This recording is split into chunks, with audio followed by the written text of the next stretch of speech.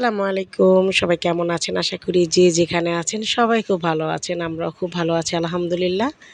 তো আজকে আমার তাহা মামুনির কানটা ফুরিয়ে দেওয়া হবে। আর কান ফোটানো কিন্তু অনেক কষ্টের একটা কাজ। তো এই যে ছোটো মামুনিও পাশে বসে আছে, সে কিন্তু খুব ভয় পাচ্ছে। কারণ সবাই মিলে হই হুল্লোড় করতেছে, তো তাই তার কাছে একটু নার্ভাস লাগতেছে। তো আমরা সবাই অপেক্ষা করতেছি, কারণ তাহা যখন কান ফোটাবে তখন খুব কান্নাকাটি করতেছিল, মানে ভয় পাচ্ছিল আর কি। তো প্রথম আমাদেরও ভয় লাগেনি, কিন্তু ও যখন বেশি মানে কান্না শুরু করছে তখন আমারও পুরোনো দিনের কথা মনে পড়ে গেছে। কারণ আমি যখন কান ফুরিয়েছিলাম তখন আমি এক কান ফোটানোর ১ ঘন্টা পর আবার দ্বিতীয় কানটা ফুটিয়েছিলাম। মানে এত পরিমাণ ভয়ে ছিলাম। আর সবচাইতে মেয়েরা কিন্তু সবচাইতে মানে কষ্টের কারণ কিন্তু এই যে কান্না ফোটানো।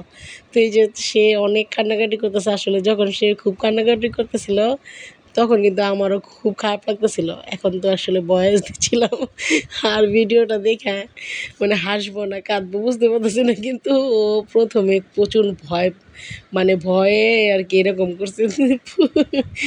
তো এই তো কানটা ফুরিয়ে ফেলছে। তো এই উপলক্ষে আমাদের আজকে বিন্দাস খানাপিনা। তো যেহেতু আজকে তার কান ফোটানো হলো, তো এই উপলক্ষে আসলে রান্না করা হলো গরুর বিরিয়ানি। আর বিরিয়ানি আমাদের ঘরের সব বাচ্চা থেকে শুরু করে বুড়া যারা আছে সবাই আমরা বিরিয়ানি খেতে খুবই পছন্দ করি। আর হোক চিকেন বিরিয়ানি বা বিফ বিরিয়ানি, যে কোনো বিরিয়ানি আলহামদুলিল্লাহ। তো গরম গরম বিরিয়ানি আমরা প্রথমে প্লেটে নিয়ে নিব। সবাই একসাথে খাওয়া দাওয়া করবো। আর সবাই একসাথে খাওয়া দাওয়া করার জন্য কিন্তু পরিবারের সবাই একসাথে হওয়া, তো বোনরা হঠাৎই চলে এসেছে। তো সেই উপলক্ষে আজকের এই খানাপিনা আলহামদুলিল্লাহ।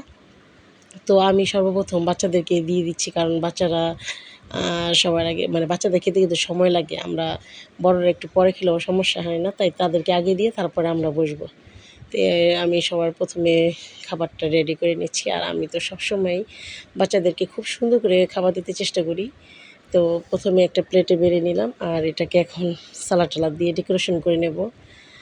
আর এই তো মোটামুটি বাড়া শেষ, দিয়ে দিলাম লেবু, শসা, টমেটো, আর থাকবে কাঁচামরিচ।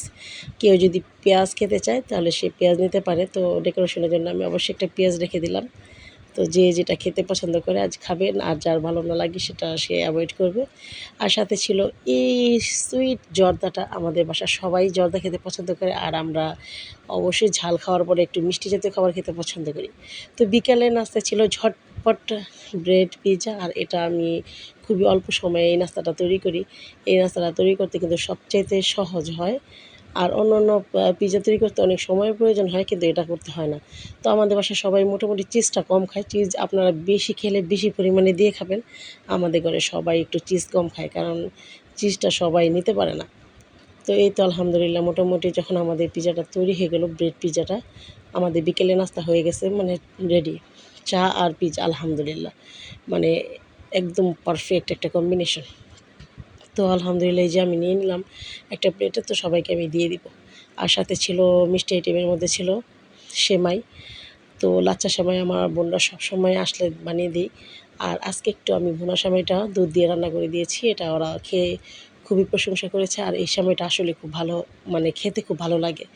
তো সবাই ভালো থাকবেন, আর অবশ্যই আমাদের সবার জন্য দোয়া করবেন। আর অবশ্যই আমার মামুনের জন্য দোয়া করবেন, যাতে তাড়াতাড়ি সে সুস্থ হয়ে যায় আর কান ব্যথা থেকে মুক্তি পায়।